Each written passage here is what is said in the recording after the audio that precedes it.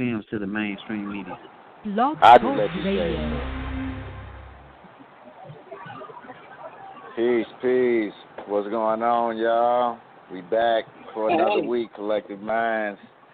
We got Brother Kevin, that's me, and we got Love Lachey and Mufasa. What's up, y'all? Hey. Hotep. What's good? Free the land. How y'all doing? Hotep, free the land. No doubt. How was everybody week? What's going on? Everybody had a good week or what? Man, my week was horrible. Oh, come on man. now. We get right. We gotta switch that up. Let me tell y'all what happened. Ain't no such thing. Man, listen, I had a migraine headache. It was stressful. I've been on the go from morning to evening all week. But Friday, it's just like, man, my body just had to sit down. You know, for real, I think it got something to do with this eclipse coming up, too. I've been having crazy dreams, migraines, visions. And all I can say, y'all, it got to be, it's probably partially to do with this eclipse that's coming up, man. Right. It's going down. A lot of people don't know. Well, speaking of eclipse, I found some really, really cute eclipse T-shirts.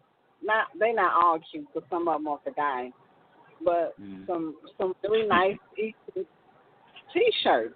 I'm gonna send y'all. I'm gonna let y'all look at them and see if y'all want some. I think I may end up getting myself one. Okay. Yep. That's what's up. A lot of people don't know there's an eclipse August 7th as well. To the one, it's a solar eclipse on August 21st, which is that Monday. But then there's also a lunar eclipse on the 7th. On the 7th, that's tomorrow. That's tomorrow. That's tomorrow, exactly. That's tomorrow. Now I don't know if it's visible here. But it's visible in a few places around the world. What's the difference between the two? Okay, a lunar eclipse is when the shadow of the Earth covers the moon. You got it. So you got the sun in front, the sun reflecting on the Earth, and the shadow of the Earth covers the moon. And a solar eclipse is when the moon gets in front of the sun in between the Earth. You see what I'm saying? Does that make sense? Okay, so the one that's tomorrow would be just the one a that's shadow tomorrow of the would Earth. be a lunar eclipse, right? Would be a shadow of the Earth that goes across the moon, and those are usually more common. Yeah, those are usually more common than solar eclipse. You know what I mean? Solar eclipse are just like super rare, like once in a lifetime. Maybe twice in a lifetime type deal. Now, what again? Explain the solar eclipse one more time. The solar one. The solar eclipse is when the moon eclipses the sun. So you have the Earth, and you have the moon in front of the sun. Gotcha. And I think, the one on the 21st is so it'll be dark for a few minutes, because the moon will be it'll be a total eclipse, and it'll be totally covering the sun besides that little ring around it. So it actually make things dark during the daytime.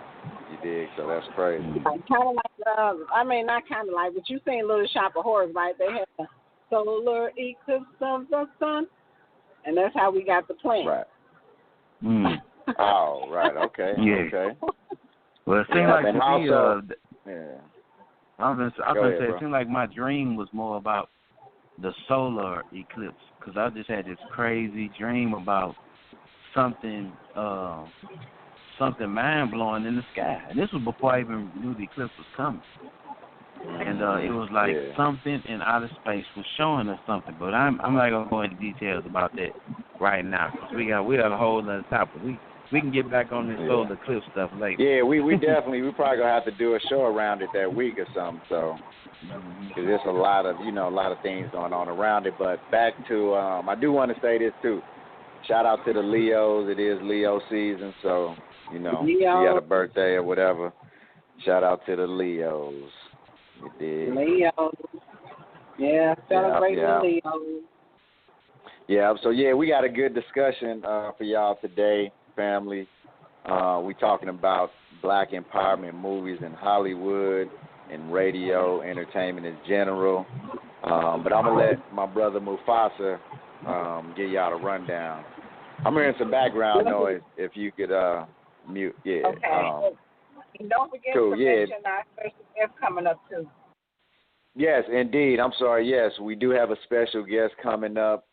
St. Louis hometown comedian, veteran. Everybody love him. Lavell Crawford should be tuning in and joining the discussion. So stay tuned and also call us. Give us a call. We definitely want to hear y'all input on the the topic that we discussed today. But I do want to let Mufasa go ahead and break it down. If you could, read the question for the show and how we rolling. Yeah. Well, basically, bottom line, we want to see if we can put our collective minds together and figure out how do we get more black empowering movies, music, entertainment, period, out to the mainstream. We got this big movie coming up at the beginning of next year of the Black Panther film. And, I mean, from the previews and everything, it's looking like it's going to be a solid film. And that's inspirational. See, that's the type of stuff that I feel we need to see. We need to see ourselves in a greater light. We know about slavery. We've seen the slavery movies. You know what I'm saying? And sometimes just for me, y'all, it just get depressing to me after a while. And I ain't trying to forget about slavery, but, man, you beat it. We beat it in the heads over and over and over again. I just need a breath of fresh air. You know what I'm saying? I get tired of seeing this. It makes me depressed. It makes me angry. So I want to see more films of us getting portrayed in a good light. Show us like we got the Supermans and the Spider-Mans. Now we got the Black Panther showing us as a superhero and something more serious than like a Black Man or something like that. No knock on Black Man, but I want to see something serious. So that's what we're trying to figure out. How can we see ourselves? We get all these Guys of Egypt movies come out that show our people in European skin. You know what I'm saying? We need to be portrayed in our own movies. You know what I'm saying? You know doggone well that the majority, thanks, Eddie, for that word. I love that word, majority. The majority of them pharaohs in that time were dark skinned or were black people. Now we know after a certain time frame, you had some Caucasians or light skinned people that took the throne, but hey, that civilization, I say Egypt, but I meant to say Kemet. All in that region, we had black pharaohs, and we never see them portrayed in mainstream, Hollywood or whatnot. They put our movies out, but they take our identity away. You know what I'm saying? And we need to be showing ourselves and showing our history outside of slavery. We got a lot of people like Shaka Zulu. You got Mansa Musa. You got Elijah Muhammad. You got Khalid Muhammad. We got a lot of great people, great warriors that fought for Black/African people, and we need to get their stories out there. So what do we need to do to get these stories out? What do we need to do to get more empowering films that make us proud out to mainstream? Right. Yeah, that's a good question. And if you feel like it's something that's keeping us back, don't earn that out too. But we got to come up with some solutions, y'all. We know about the problems, but we got to come up with some solutions. And what y'all think the solutions are to get this stuff out here? Go ahead, Brother Kid. Right. Yeah, I was just gonna say, man, really the only thing is for the conscious people we gonna have, or people who are aware, of things, have to pull the money together and make their own movies. You dig what I'm saying? Because Hollywood is not interested in black empowerment movies.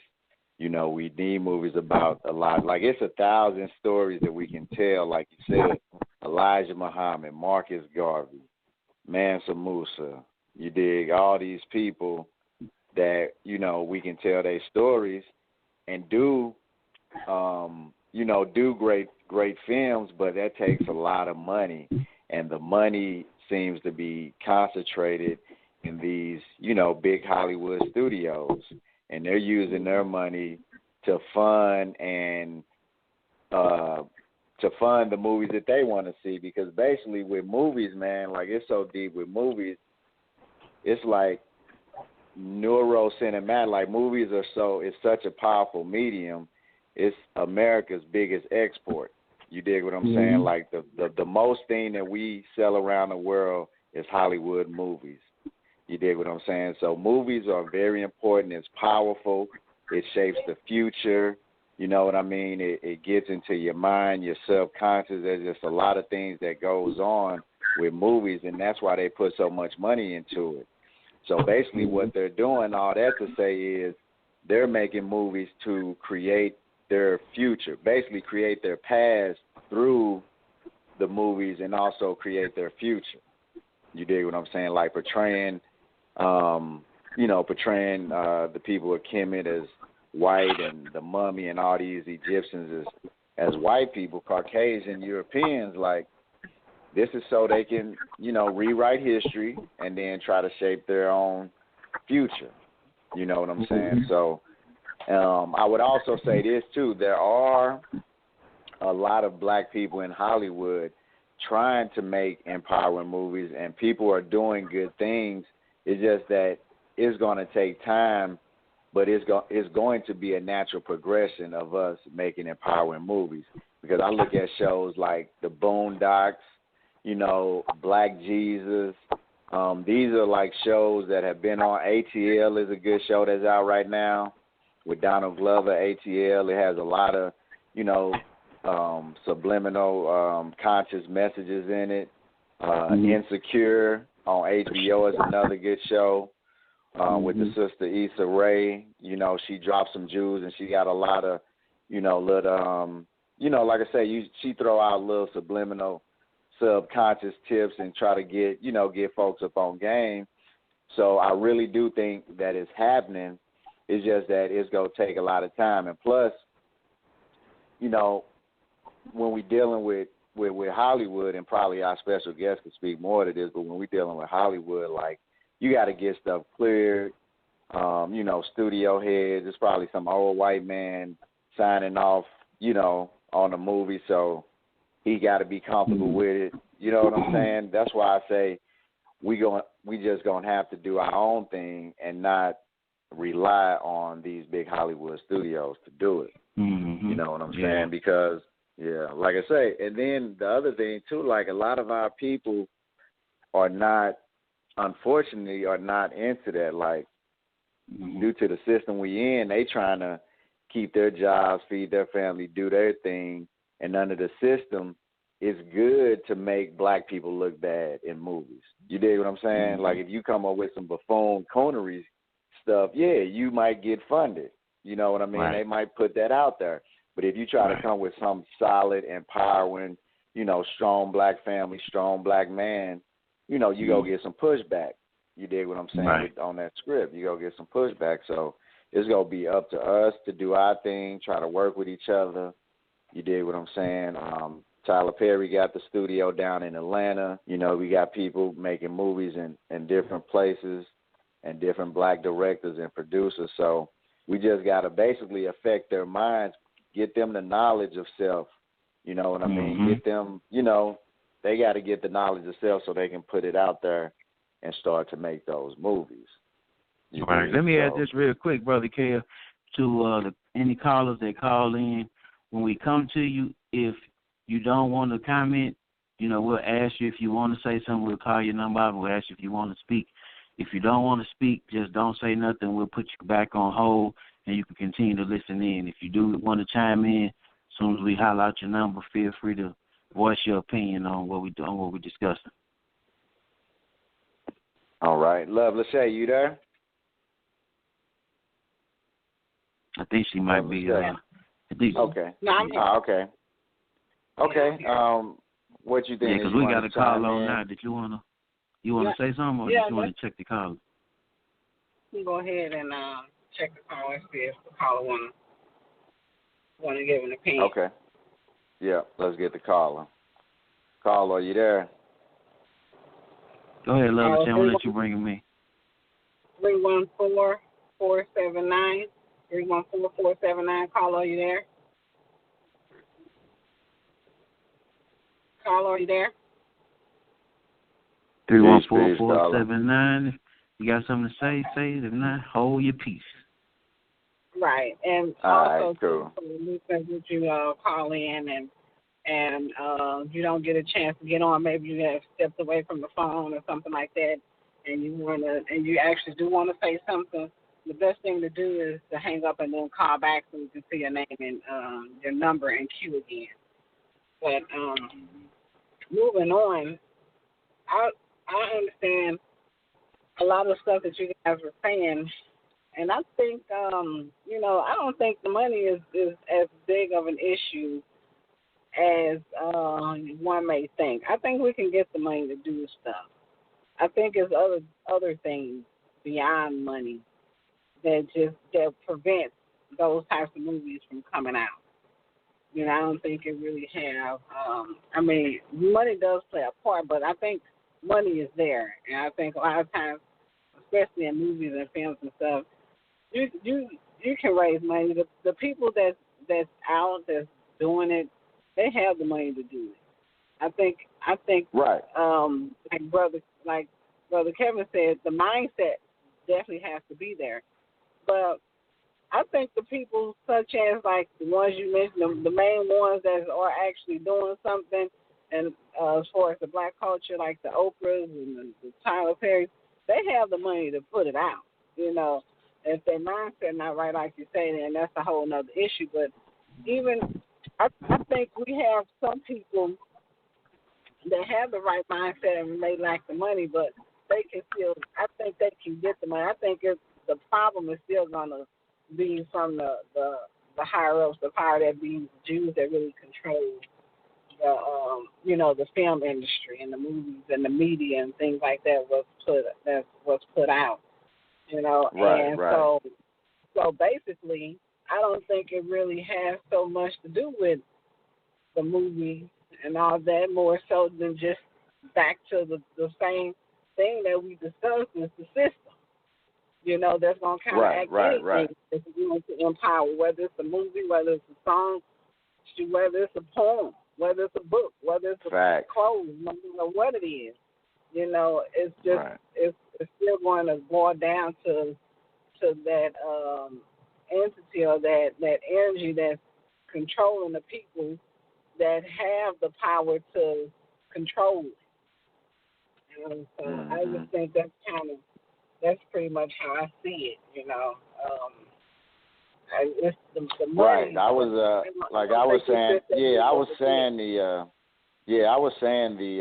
wasn't saying they didn't have money. Now we know they got money. I think what I was saying was they're not gonna, put the money up for those type of movies. You know what I'm saying? Just due to, like you say, the mindset.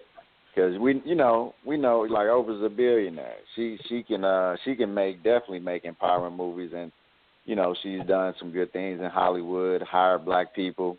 But one thing I do not like is Oprah is a billionaire, but she always played them old haggard-looking roles in her movies. I'll be like, Oprah, come on. You know what I'm saying? Like Color Purple and this little Henrietta Lacks movie.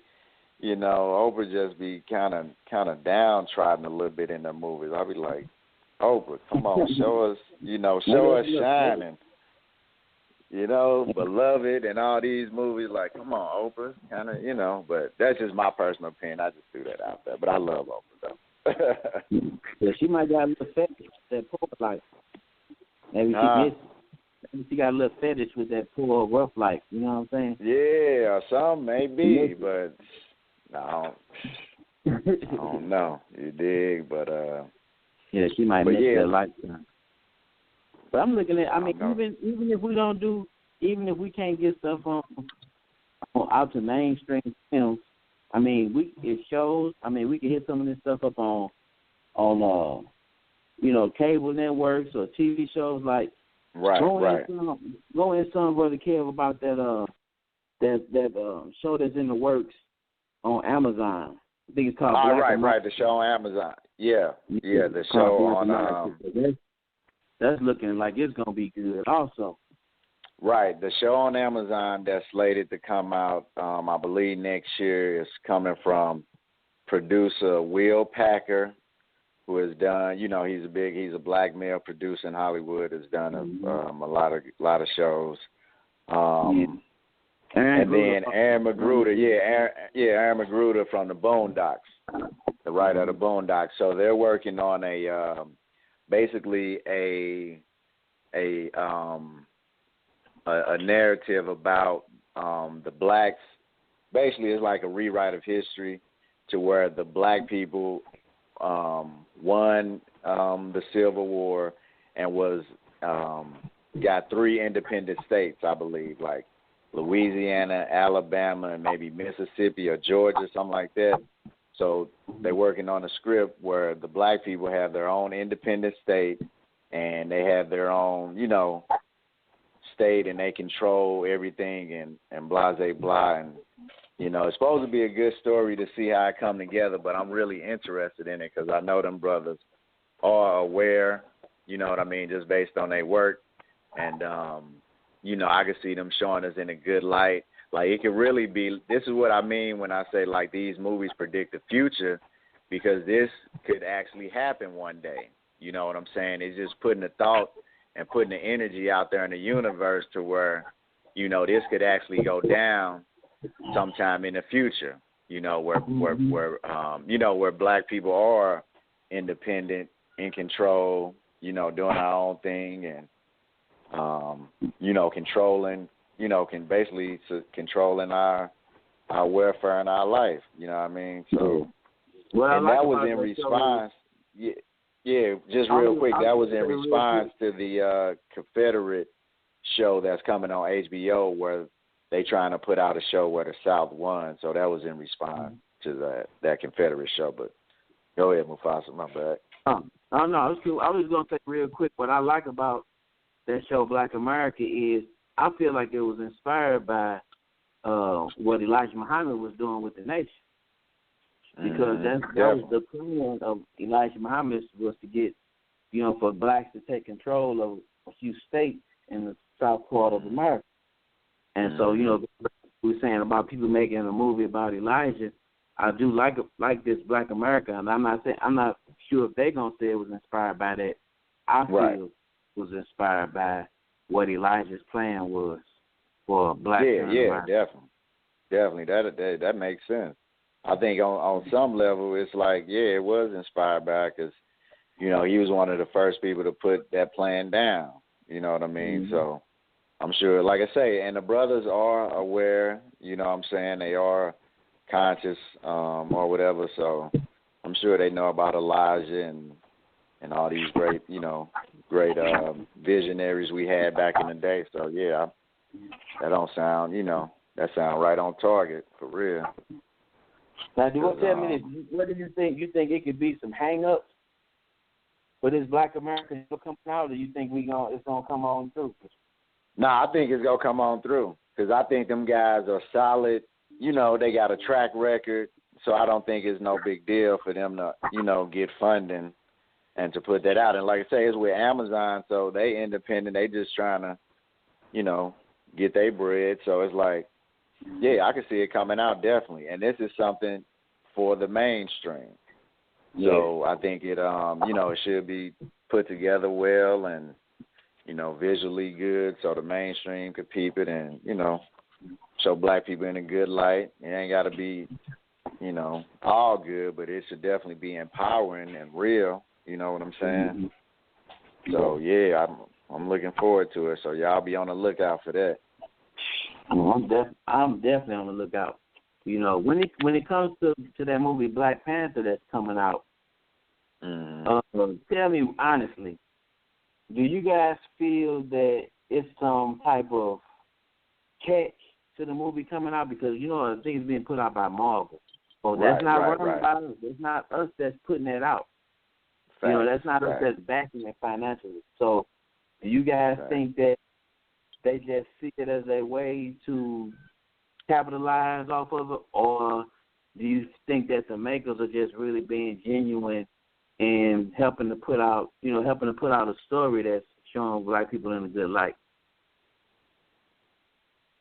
For me, it's not the same thing I actually see it.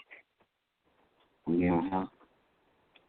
Yeah, I would need to see it first to determine, because for me, that's going to be determined by, the content of the film, how they do certain things and stuff like that. Mm-hmm. Right. Well, yeah. I suspect that, I think they did it because it was about time. And I think this character, the Black Panther, was created, a long time ago. I think, I want to say maybe the 80s, 70s, 80s, by Stan Lee or whatever. So, I just think, I'm just going to make it real simple. I think the movie is good. I think it's going to be empowering. But I think under the system of white supremacy, I think some racism and some negative stereotypes about black people may creep in.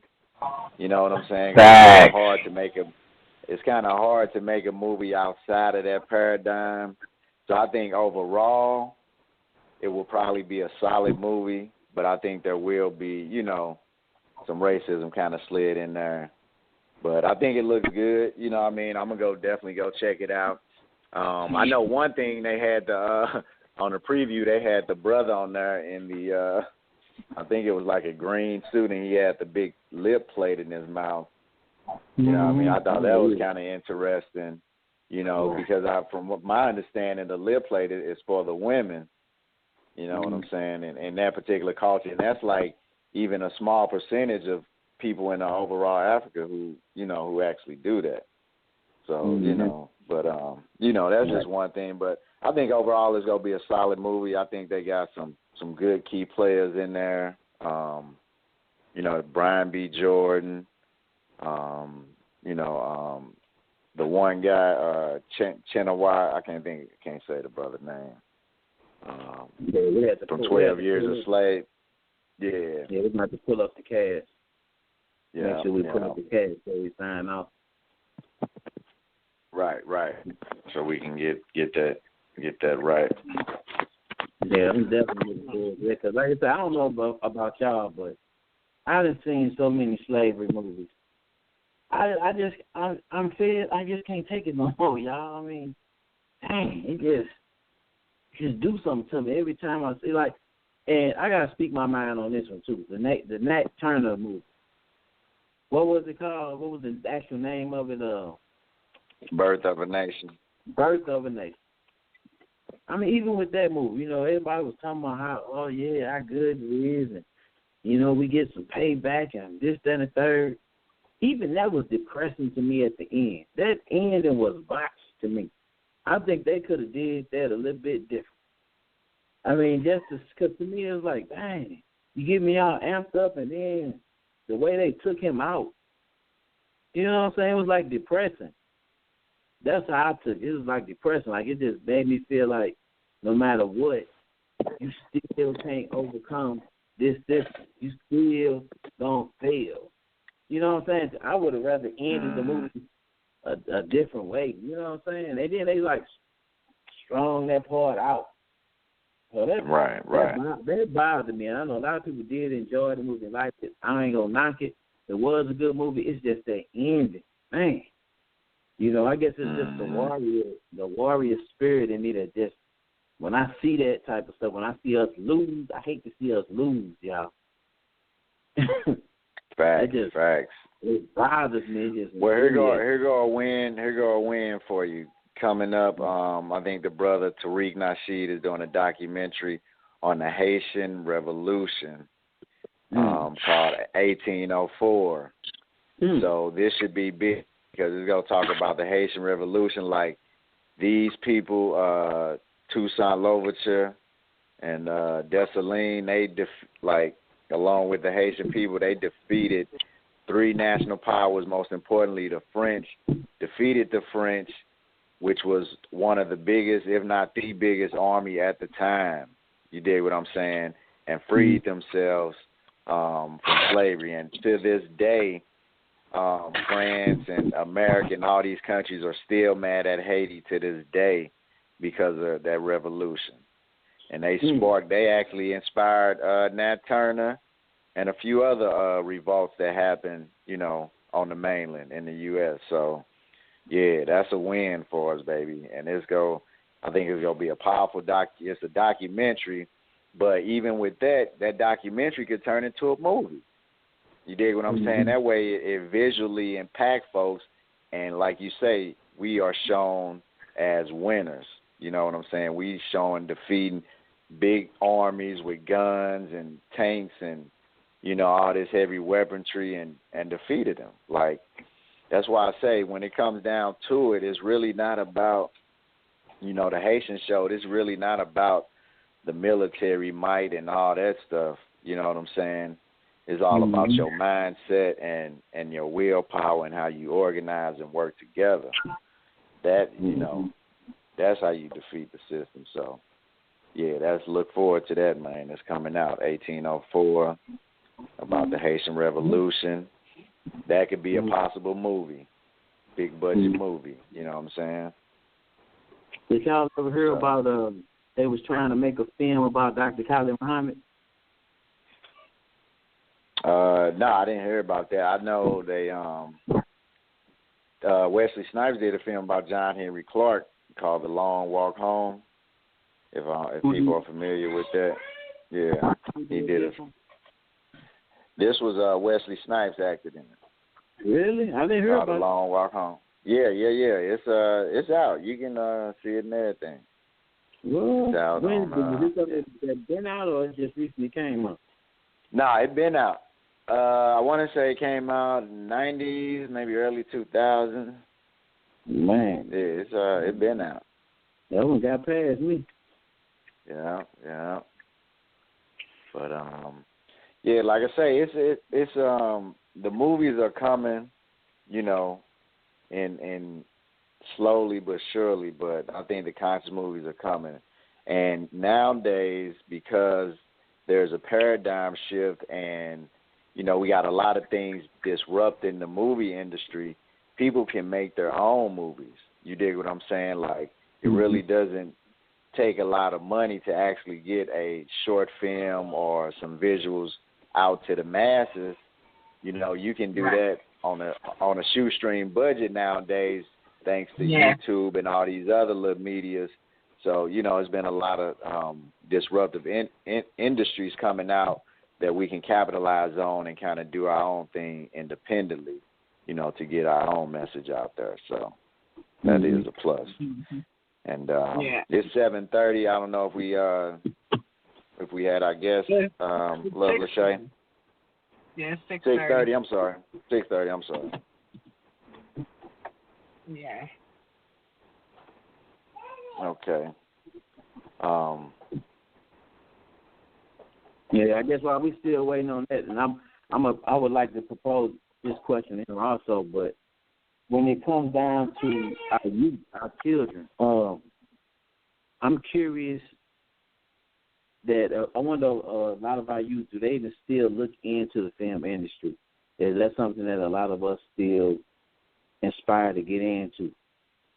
You know what I'm saying? Because we need youth to get into that type of thing. Inspiring to make these films, not just to be the actors and actresses in them, but to actually put them together. Writing, to be writers, produce, yeah. Facts.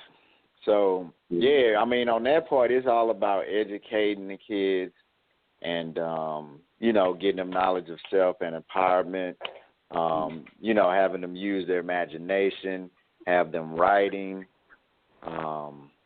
We should be doing all these things with our kids, encouraging them to write, read, and use their imagination.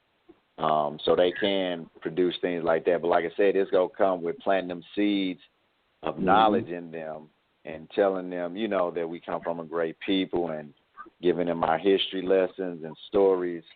And you'll be amazed after that, they'll do the work. You know what I'm saying? once they get that foundation. So that's what we need to do, you know. Yeah, we got to inspire these babies. The babies is the future. We got to inspire these babies. That is a fact. And like I said, our people that's got money now. Like, I mean, where are our black directors at? You know, they like what happened to the Spike Lees and the Singleton brothers, all these people that were putting out these films. Are they still making movies? Yeah. I'm going to do my Google game on and see what's going on with these people. Right. Nah, they still out here making movies, but a lot of times they may not be making quote unquote black movies. They may just be directing movies with a white cast or whatever. But they are still out here. You know what I'm saying? We got Spike Lee just did Chirac. Mm-hmm. And anybody see that? And I saw that one. Anyone y'all see Chirac? I didn't see it. I didn't. But and I also thought he was working on the Mike Brown movie as well. He's doing a Mike Brown. Oh, that's thing. right. I almost forgot about that.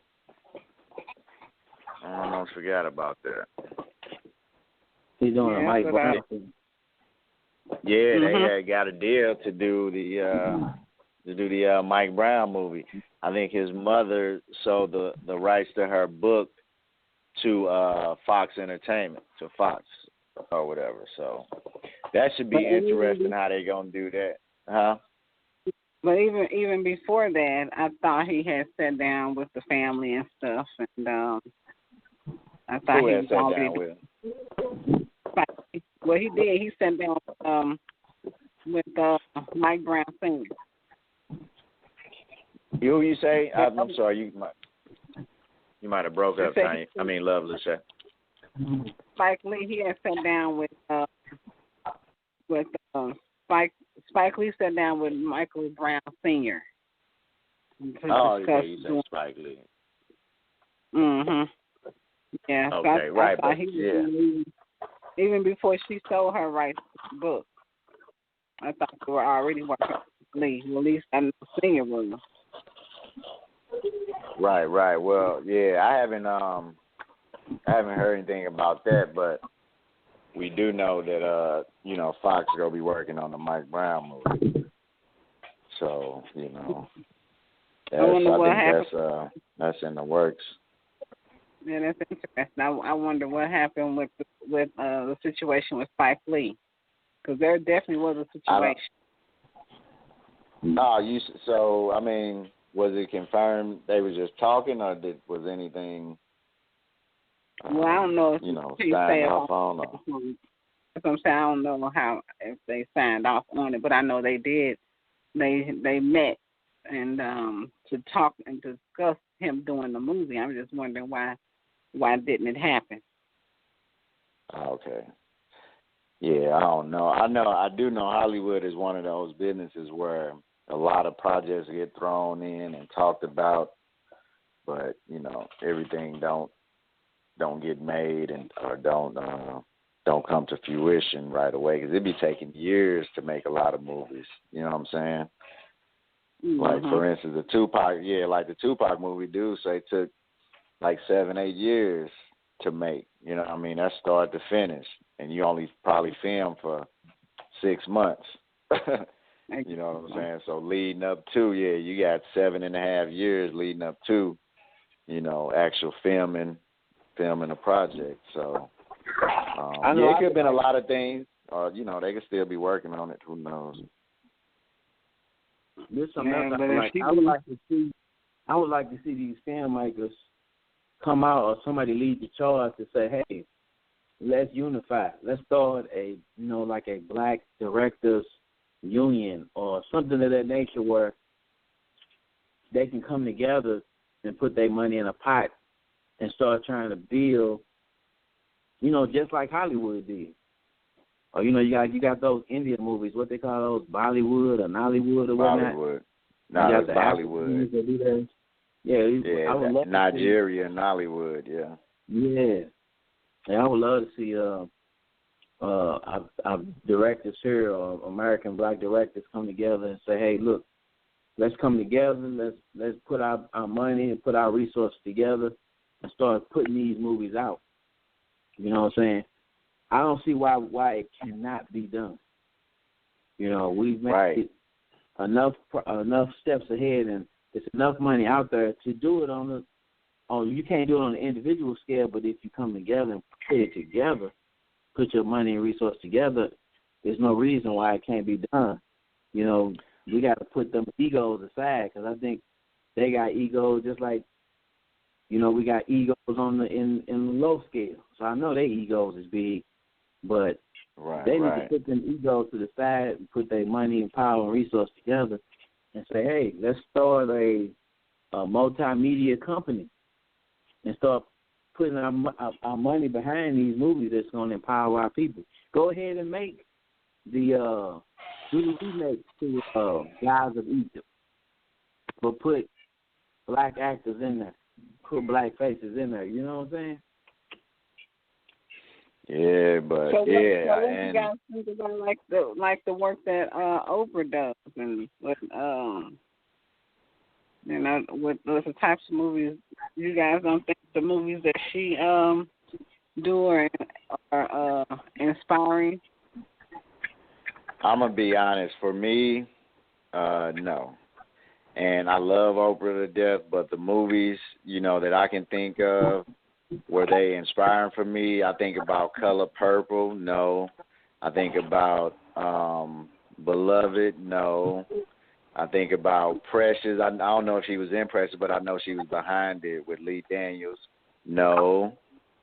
Like, these types of movies I don't think inspires people. I think it shows the worst of black life. It shows us downtrodden, us, you know, getting kicked by the system, and just, you know, very depressing for me. Depressing, you know what I'm saying? So I think, you know, like I say, I love Oprah. You know, I think she's an amazing woman as far as all the things she's been able to do. But like I said, the type of movies that she makes now, they are not inspiring, in my opinion. You feel the same way, Mufasa? You feel the same way? Oh, we might have lost him. We can't hear you. You're on mute, brother. Mufasa. Yeah. Yeah. But yeah, and then she just did a recent movie about the Henrietta Lacks. About Henrietta Lacks, that was the lady where they Henrietta Lacks, where they used her cells to do a lot of research and discoveries, and they called them the HeLa cells. And they did this without telling her family. So basically they stole this woman's cells, and her cells kept regenerating themselves and, you know, like she had like super cells. They just kept regenerating themselves. This is a black woman. And Oprah did the movie about that recently. And I started watching it, and I really couldn't finish it or get into it because it was kind of, you know, a lot of anti-blackness, showed her family in kind of a weird light. You know, as far as them battling back and forth with trying to get the funds from the hospital and get, you know, what was due to them or whatever. And then the story was really about the author who wrote the book.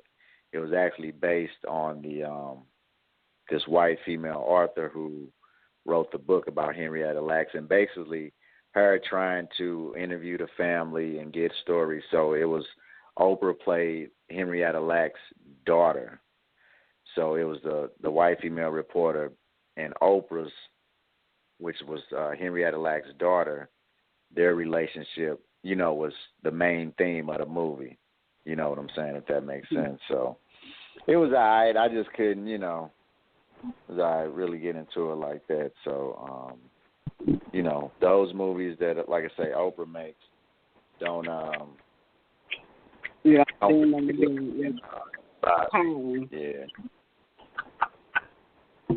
Mufasa, you feel the same way?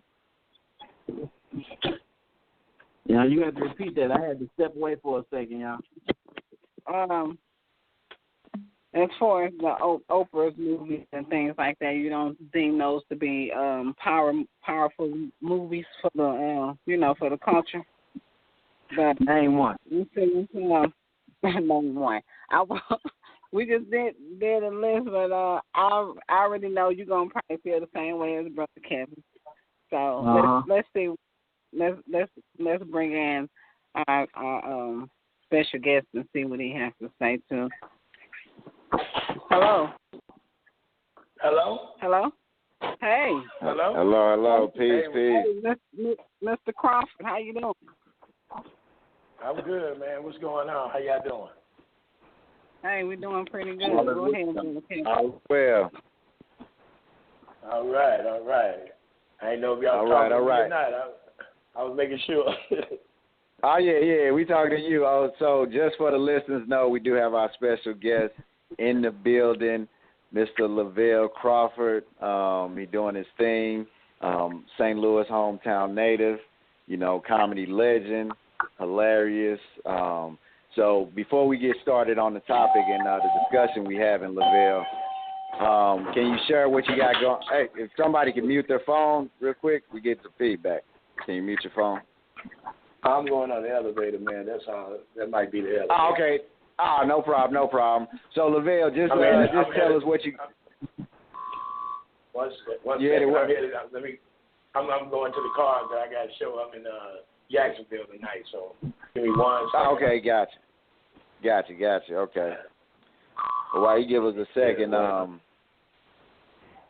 we appreciate Lavell coming on, and we're going to have him dive into the discussion. But before we do, we just wanted him to tell us what he got going on. I heard there's a big show coming up in the St. Louis area this weekend, so if he could fill us in on what he got coming up. Yeah, man. Got my...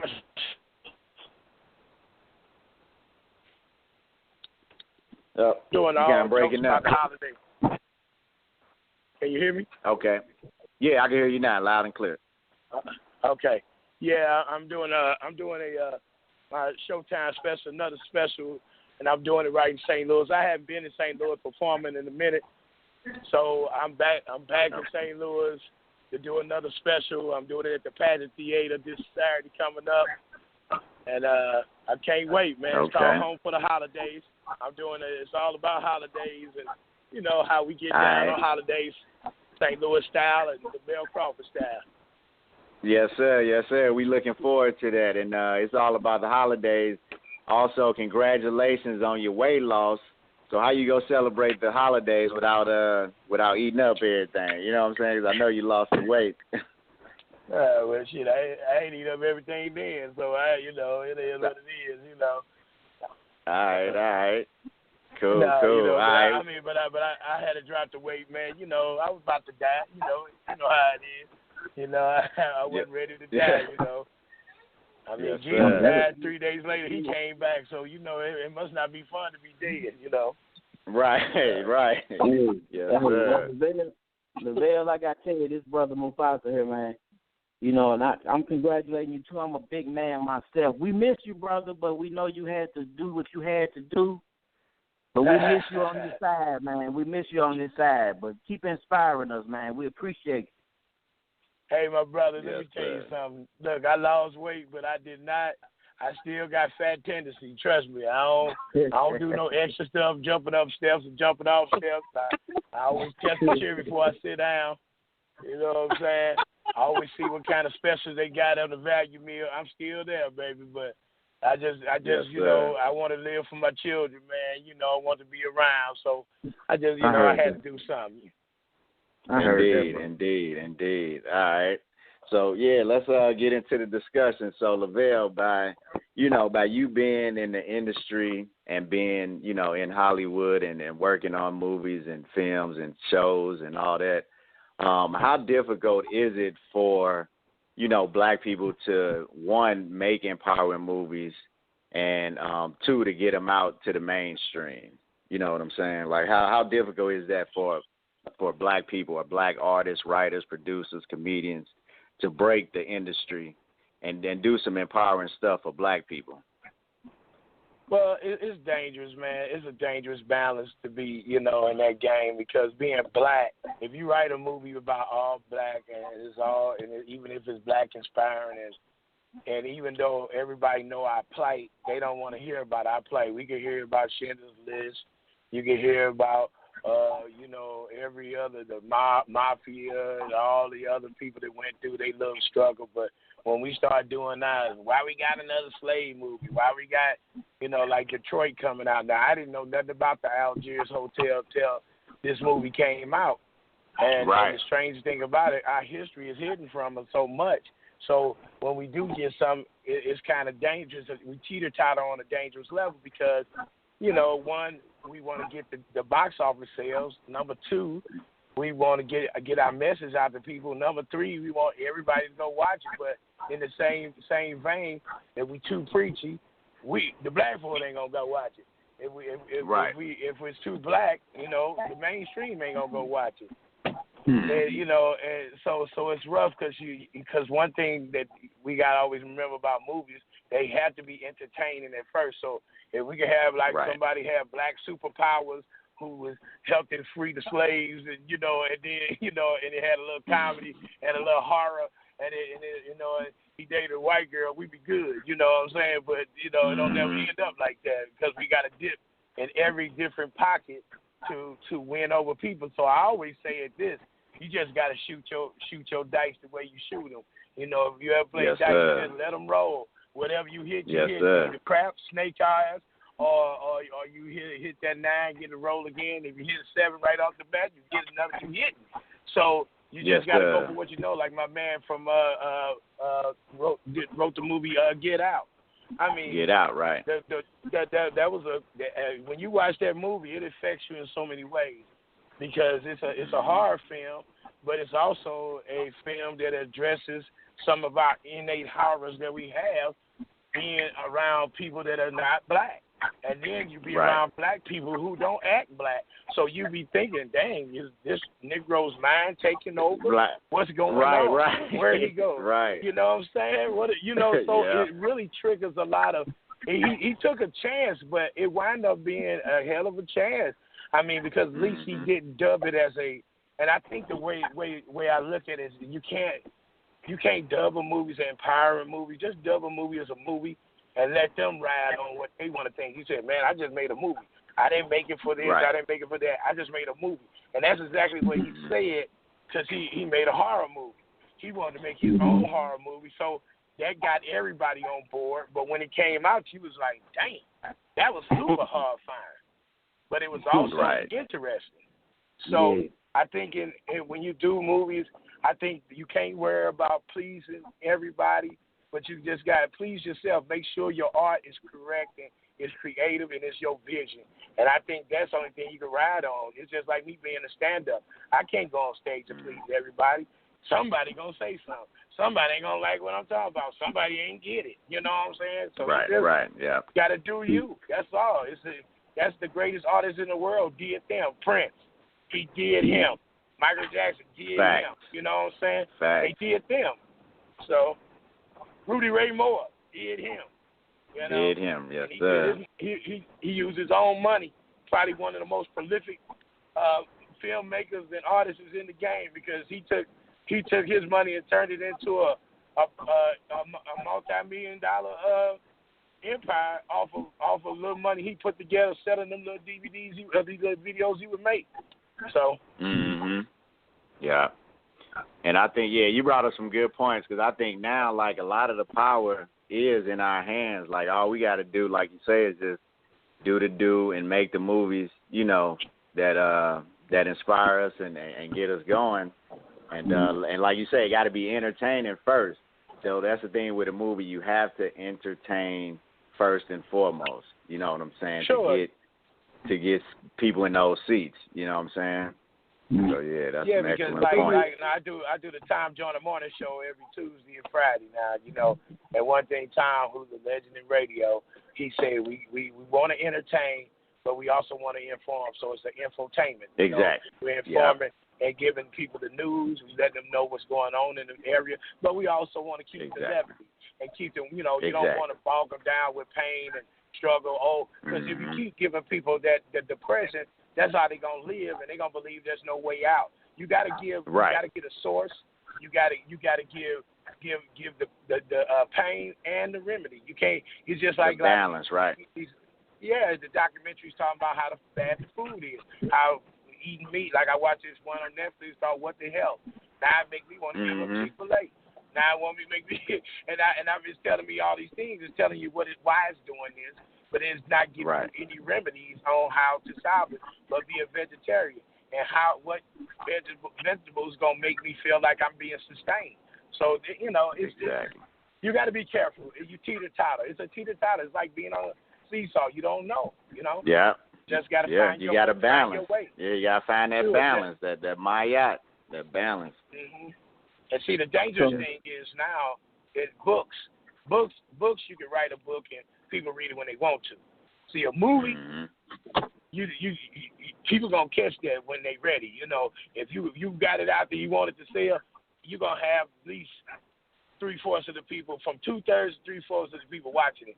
So they want to know what the hell you talking about. You know what I'm saying? Yeah, exactly. Mufasa, you got a question for Lavell? Yeah, I was gonna say, Lavell, with a movie like this Black Panther movie that's coming out with Marvel, we touched on this earlier. Do you think that Marvel is just seeing an opportunity to cash in? You know, so like you said, it's gonna be edutainment, or that's probably gonna be more entertainment. But do you think they just seeing a way to cash in, or is Marvel kind of interested in trying to put and help Black people put out more of a positive image to portray us in a better light? What's your take on that movie that's coming out? Well, I mean, you know, it's the cash in. I mean, it ain't. I mean, if Black Panther was basically a subtext in the movie, which he wound up being interesting. You know what I'm saying? He was going up against Captain America and Iron Man, and he was doing his thing, and he looked good. And they gave him a chance to blow up, because he could have easily in the Avengers Civil War been just an afterthought. But he wound up being cold. You know, I mean, man, he kept jumping on cars, running out, grabbing, Iron Man, throwing him down. So I think you gotta, you can't grasp the straws by trying to figure out what Marvel did, because Marvel can do whatever they want to do, because Black Panther is basically a fictional character anyway. But it's uplifted just alone him being, thank God he Black, because how many Black superhero, Black heroines like Cleopatra was portrayed by somebody other than a Black person? You know what I'm saying? Right. He could have had a white boy raised in Africa, and he became the Black Panther because he got bit by radioactive ants. You know? Right. What I'm hoping is this will open the door to more movies like that. And also, like, I'm a fan of Marcus Garvey. I'm wondering how or when will that ever happen where we can put out a movie about Marcus Garvey, because I think that'll be a good movie, and I think it'll hold the interest of not just Black people but people abroad.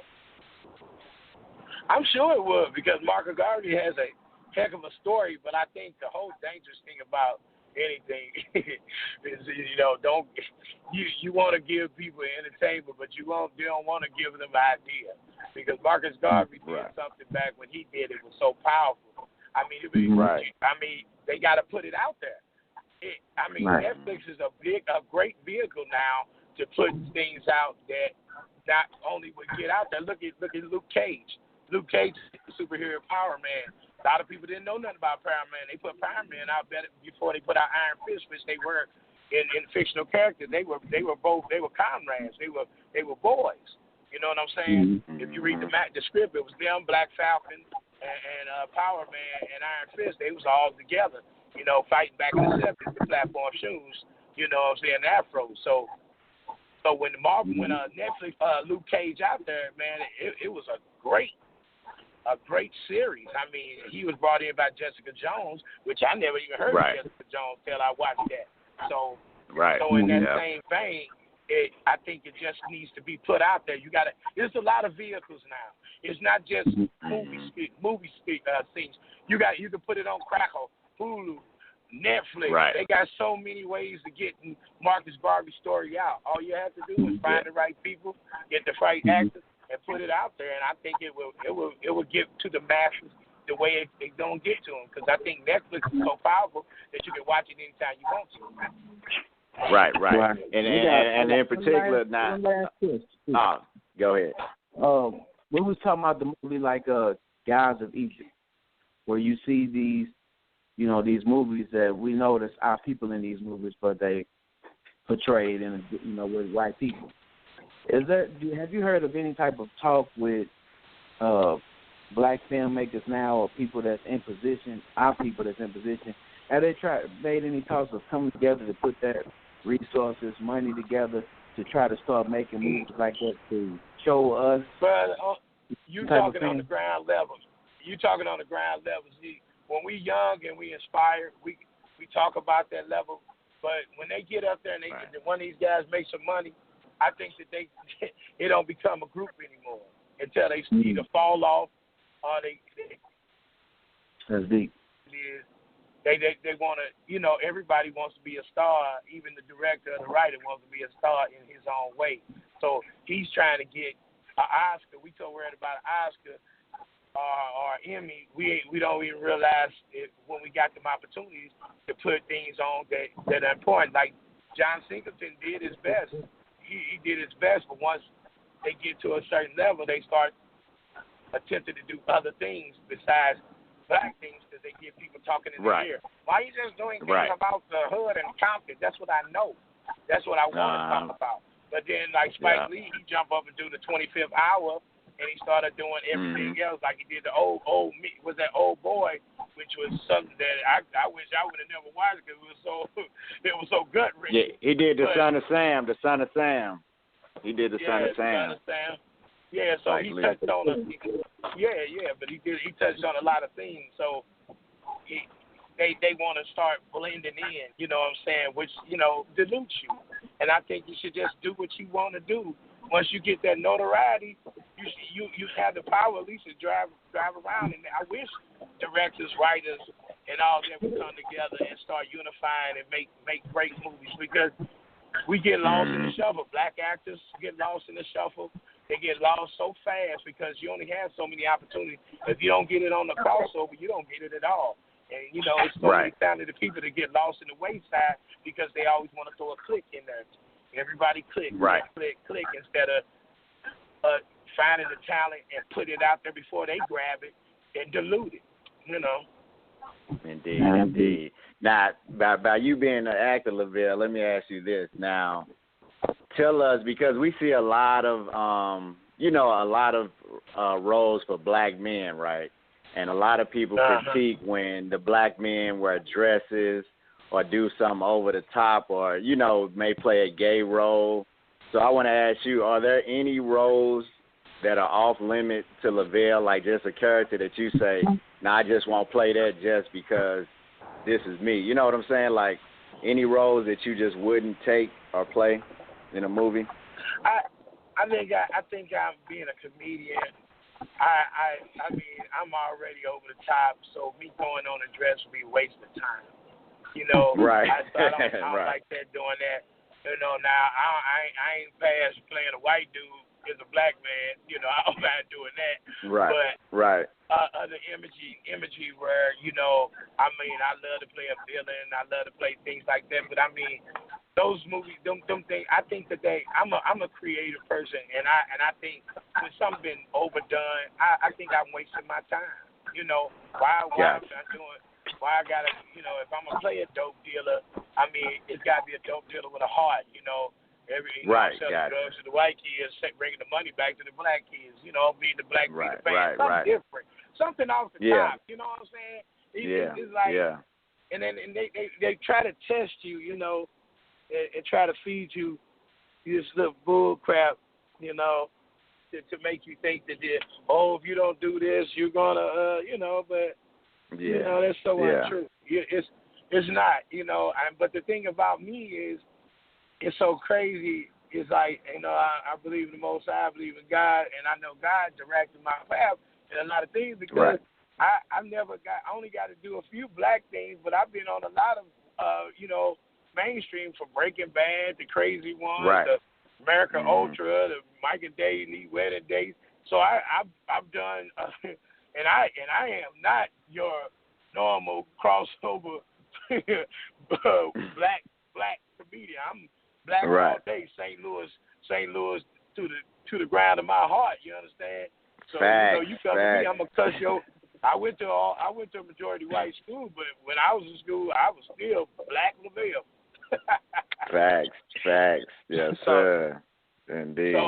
But that's good to know. That's good to know that you at least you do have some type of standards and just won't take any role, kind of just thrown at you. You're conscious of it.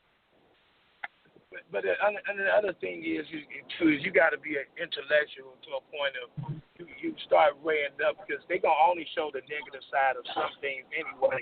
And sometimes your people won't know what you're really doing until you explain it to them. And a lot of times, Martin jumped up. He did the whole dress thing. Tyler Perry did the whole dress thing. They made a lot of money doing it, but in the subsidiary of those mind frames, you got to understand. You got Tyler Perry did it, and he won off of doing it from his plays and stuff. Martin did Big Mama House. Martin was running down the street with a knit cap on, with a gun, and saying they after me, and then all of a sudden he dressed up as a woman. So we don't know what the hell went on. We don't know if that was Martin. Or it was somebody from the movie Get Out before Get Out came out. So right. So yes, sir. I don't know. It's a strange world. You know what I mean? Yeah, that is fun. But I don't crush nobody for what choices they make, because the one thing, the sad thing about our black people is if we learn how to support and not judge before we because you'll see more black people on Twitter when you trip and fall. They'll dog your ass out.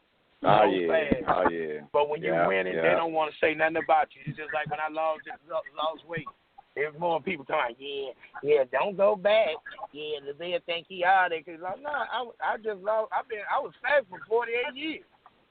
Right. And I said, when and I enjoyed it. But when my heart started flipping and I couldn't breathe walking up one flight of steps, it's time to get your shit together. You know what I'm saying? Right. Yes, sir. And but you got you can't please everybody, and that's one thing that I say to any young actor. Hey, if you want to play that gay role, good luck with you, but don't be force fed into crap that's gonna be your last gig. Like Wesley Snipes. Wesley Snipes, where he did the two Wong Fu. Right. You know what I'm saying? This nigga was Blade. And I hope I'm sorry if I'm cussing and saying something derogatory, but he was Blade. And then he was chopping up, killing white vampires, kill white vampire. Then all of a sudden, he dressed up with makeup on in the miniskirt. And he too damn ugly to be in that anyway. So why would you even think about putting on the dress? I mean, if you was good looking, Eric Benet dressed up in the dress, I'd be like, all right, I mean, he does have pretty soft skin. They could put Prince in that role. They could have put Prince in that role. You say Prince? What'd you say? Yeah, Prince. But Prince right with all he had the outfit. But Prince was such a man though, you couldn't even call him out because all the bad women he been with, and he got on that blouse. That blouse, I was like, damn, I want that blouse. Prince made lingerie on dudes sexy as hell. I was like, man, I need that blouse. I need them high heels. I'm gonna wear that jumpsuit. I think I'm gonna wear that jumpsuit. Yes, sir. Prince was a legend. So on the reality, Prince was so hard and so innovative. His way he did things, it just was a different story. But like you look at Wesley Snipes. He did that. That was down at the end of his career. He did that. Yeah. But Patrick Swayze was still roadhousing, round kicking. Everybody else still a star. Yeah. Yeah. What yes, was the sir. same that you grew up in, man? I grew up. Well, I grew up in. We gonna come back out after what, the first show, or? I grew up in Maryland Heights, but I moved. I lived in Paysdale majority of my life, right from Normandy High School. But I went to Pattville. I was a D-Shade student. Okay. No doubt. In your travels, and I mean, I know you, so you know how St. Louis is. In your travels out the country, do you find better places, like say if you're a black person, you want to move around black people that's trying to do something, you know, that's running the country, running the government or whatnot. In other words, do you see better places out the country that's more better for black people, that's not as a place that's not as racist and has such a racial overturn as we got here in St. Louis? Well, man, I look at it like this. It's always the deal with the racism you're familiar with. You know what I'm saying? Because you get somewhere else, you don't even know how they feel about you, because you don't know what they're saying about you. Their language might be different, their way of different. You don't know what the tolerance is. And I mean, because I know for a fact, like actor Terry Crews, when he was in Africa, he was in South Africa doing a movie. He was in there working out in the gym, and a few of the white South Africans, you know, thought he was from there and tried him. You know what I'm saying? And he was very distraught on how he thought he just couldn't. He didn't think that they would treat him that way. He was shocked, you know, and he was ready to fight, ready to go to blows, but the thing about it is you thinking like, I go back to the motherland, but you don't know part of motherland you love them, because I got African friends, but then I know some Africans that treat you like go. Hold on, man. Hold on. Treat you like goat ass. You know what I'm saying? They make you feel like you ain't important. You know what I'm saying? You from America, you deluded. You know, try to make you feel like you ain't you. So I say you stick with the racism that you know. You can go to other countries, and sometimes, like, I've been to where I was, you know, I've been to a few places. I went to England a couple of times, Germany, and Germany, you know, they were very nice and considerate. You know what I'm saying? And I mean, you can find your mark, but I think you got to know where you at all the time. You know what I mean? Yeah. You got to read up. You got to find out, because it's some things, some signal they didn't put out on black people to the point where everyone has their judgment. You know what I'm saying? Right. Everyone has their idea of what we are, or what kind of person or creature we are, which is insane. But remember recently, not to cut you off, Lavell, but remember recently Jamie Foxx was over in Yugoslavia somewhere, or Ukraine, and he had the incident in the restaurant. Jamie Foxx had the incident in the restaurant where they was calling him a nigger in their language. Yeah. But the thing about it is, man, you know, I mean, hell, that's why I say know your racism, and that's the truest thing I can say is you can go somewhere else, and trust me, like Paris and France, they, you know, they're more a little laid back, but they don't like nobody in America. So that's one thing about it. They don't like white Americans, so it don't matter. But I think I was in Turkey, and I was treated like ass juice, you know. And but I realized the Turkish treat everybody like ass juice, so I didn't feel as bad. Now I was in Jordan, and the people, they was cool, but you know, they thought everybody was a terrorist. So, you know, because Syria was right across like 20 miles away. So everywhere you went, you had to be patted down from the 7-Eleven to your toilet. You had to put your stuff through a metal detector, you know. So when it comes down to inside of the United States, do you look at like Atlanta is still being like the black Mecca, or is it other places throughout the country where you see black people unifying it?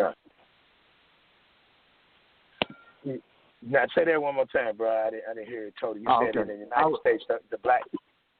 Yeah, I was saying when it comes down to the country, like inside of the state, do you look at look at Atlanta as still being like a black Mecca, or do you look at other cities that's coming up to that's unifying black people Because, even with Atlanta, I see so much like, gay stuff and fugazi stuff. I'm like, Atlanta ain't for me. No, Atlanta to me country is a black. Yeah, Atlanta is basically a petri dish for white America. I can't see where that's a mecca for Black America. Not at all. Now, you got cities that are subjugated and strong like Baltimore, Washington D.C. Even Detroit. Even Detroit has its pluses. I don't think, I mean, and then believe it or not, some places down south are more comfortable. I didn't met sweeter and better people in Mississippi than I did in Atlanta. So, so when you say Atlanta, I don't know. Yeah, I don't like it. It ain't the business, player. And I ain't got nothing against homosexuals because the things I said on Vlad TV, I got in trouble for. So my views, I keep it to myself. So yes. But in the retrospect, I don't know what's going on because people go down there that ain't engaged. It's normal folk. Next thing you know, they say, "Yeah, I just tried it and it wasn't bad," and I know damn well. I know well. No. That ain't something you sample. I don't care who you is. Right. No, sir. Once you go back, ain't no turning back on that one. No, man. Baltimore, Detroit, cities like that, like Baltimore, Detroit. You got brothers doing black businesses. You got them, entrepreneurs. Baltimore. I mean, those are black cities, man. When they came there with that bull crap and hurting the brothers, Baltimore came out so deep on their ass, that ride scared the hell out of them people, and I like that. That was unity, you know what I'm saying? Yeah. So I look at it like I look at it like people standing up because, you always got people going, we need to turn together. We need to, I lost off and left that damn tripod. And we have time for one caller. Lavell, you can hold on. I want to see if maybe we can take one call and we'll go ahead and wrap it up. Hold on, we're going to take a call from 314-381. Caller, are you there? 314-381. Yeah, I'm here. I was listening to people talk about, St. Louis. Hey, how the biggest terrorists in North St. Louis are blacks themselves. It ain't white folks. Well, who created the condition for them to terrorize themselves? It's not rather how do you who get created. How do you get funneled into a area where you don't have limited resources? How is one race funneled into an area with limited resources? Blacks live in North St. Louis County, because they prefer to live there. You have some black. Well, you just put it like this: you have African immigrants that live all in South St. Louis, and they just as black as Wesley Snipes. Correct. Are you aware about how the suburbs were created and black people were strategically kept out of from buying homes in the suburbs in the 40s and 50s? No, blacks were not kept. Well, blacks was in Kenlock, black was in Robinson, blacks was in Meacham Park. Blacks was in certain areas. Let me ask. Can I add something to this? Go ahead, Lavell. I'm sorry. First of all, let me ask you something. How in the hell can a black person be considered a terrorist? I mean, how are we a terrorist? We don't blow up shit. We don't do nothing in that area to do that. How can we? Well, I explained to you. When you have elderly blacks that have moved in certain areas and they can't no longer walk out on the street after dinner with their husband and wife. When they're terrorists or running gun battles, now you got this thing of cars running into people's houses. That's how they're being terrorized. Knockout game. Okay, so basically you saying that they are mainly the terrorists, but in the same forefront, white kids been knocking people out. They started to knock out. There's no white kids in North St. Louis knocking nobody out. I haven't seen whites. I haven't seen whites in North. I haven't seen whites in North St. Louis since Tucker. Well, you ain't looking. Because they moving, their gentrification is coming all through North St. Louis, brother. I don't know what. That's lately. I'm talking about, it has been, the gentrification is in downtown. There's no gentrification in North St. Louis. The gentrification is North St. Louis, Page, where? all over the place. Where? U City and all that. Oh, I'm telling you. U City is Central Corridor. U City is right on Delma. Where in North St. Louis, North County, is there gentrification? You got it. All the free. I'm going to name you areas. Dalewood. Let me name you areas. Berkeley, Dalewood, Moline Acres, Bell Fountain.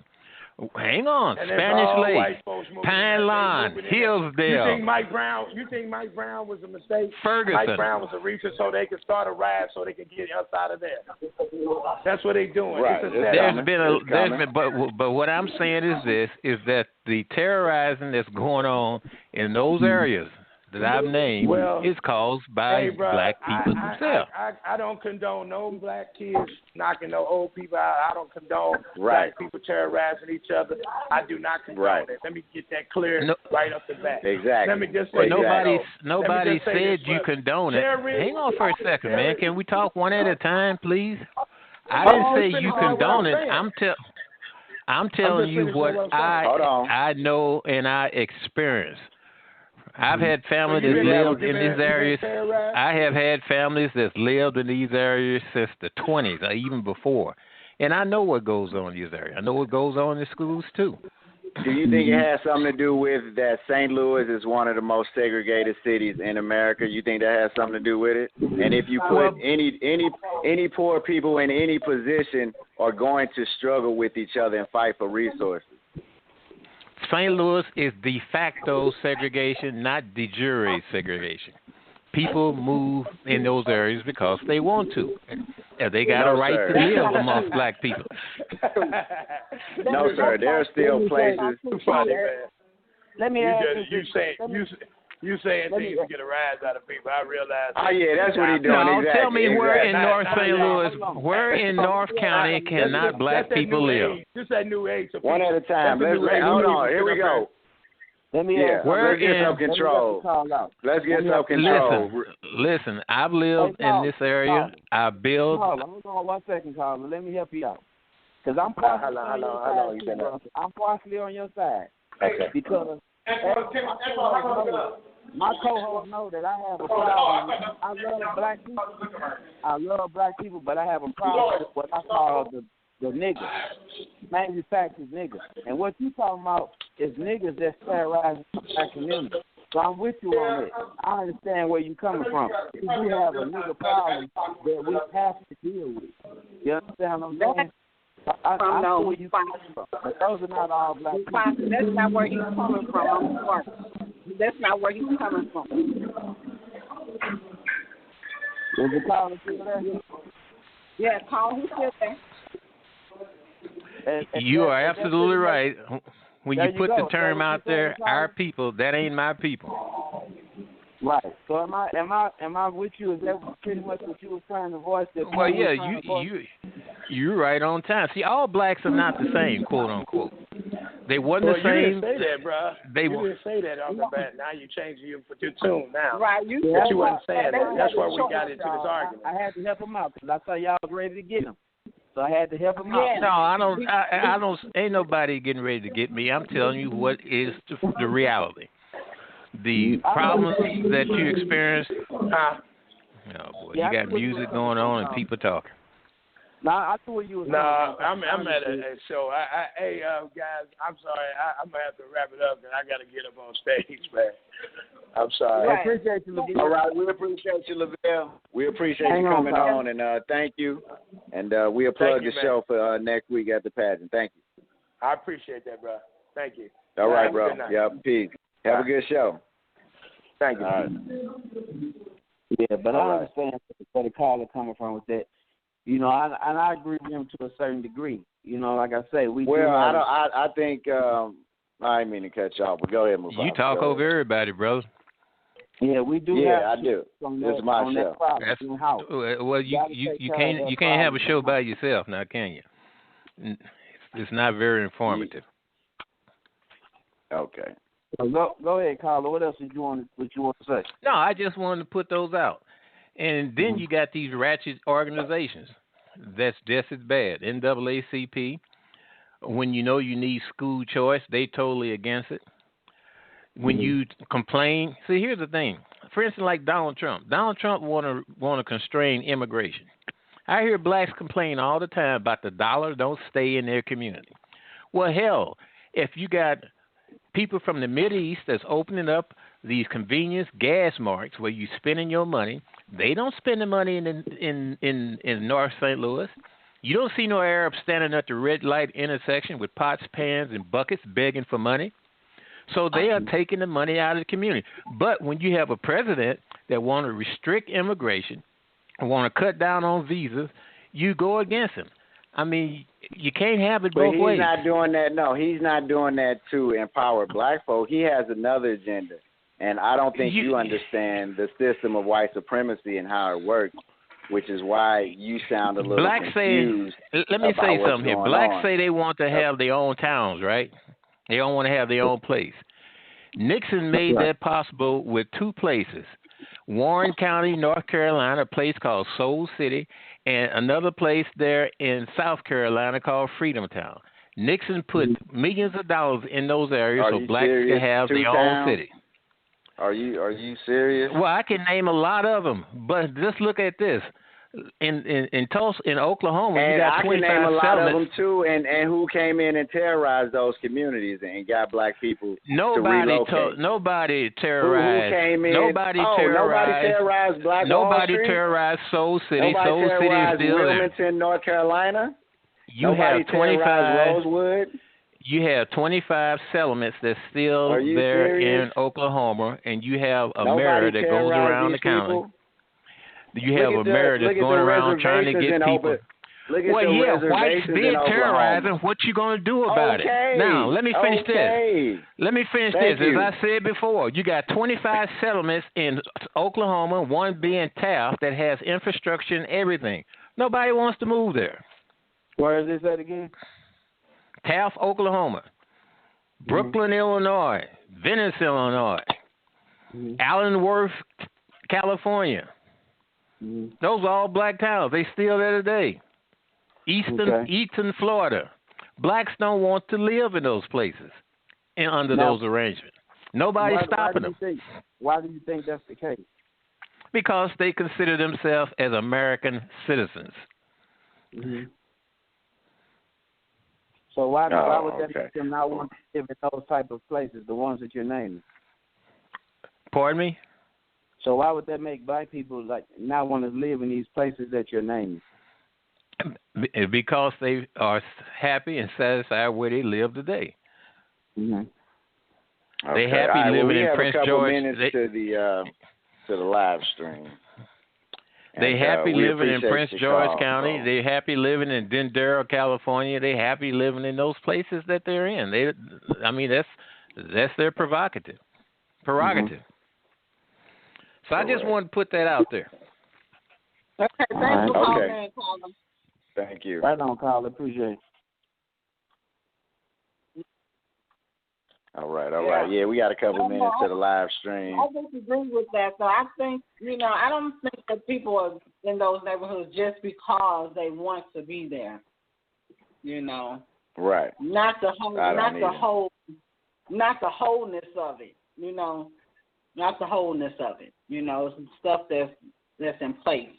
I'm sure people will want to live better and pleasant. Yeah, there's a lot of things in play. Exactly. There's a lot of things in play. Don't get me wrong. Everybody bears some responsibility. But we know, due to the system, that there's a lot of things in place, redlining, economic deprivation. It's just a lot of things that go on. And when you're in a situation like that, yes, you're going to terrorize and harm the people closest to you, unfortunately. This is what people do all over the world. If it was any other race in the position of black people, they would do the same thing. This is not nothing that unique to black people. It's because we're struggling to find an identity. We're trying to find out who we are, our history, what's going on. You know what I mean? We have a lot of things that we're dealing with and this causes the behavior that you see. Like it's not rocket science. Yeah, you dig what I'm saying? So you don't have to blame.